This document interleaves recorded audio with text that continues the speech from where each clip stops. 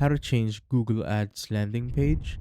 So first, what you want to do is just simply open up your Google Ads page or website, then make sure that you're logged in.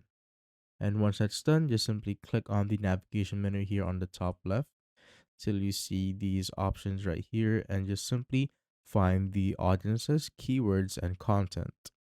Then go to keywords. So keywords are important since this is where your ads are going to be placed. So let's say someone searches for a keyword, then your ads will be placed right there.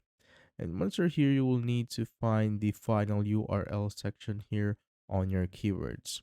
So this is basically where your ads will be redirected to. So let's say someone click on your ads and this is where the user will get redirected here on your final URL. So make sure that you have your URL ready to be pasted right here. So just simply hover to the keyword that you want to have the final URL on. So I'm going to hover to this keyword, then click on the pencil icon.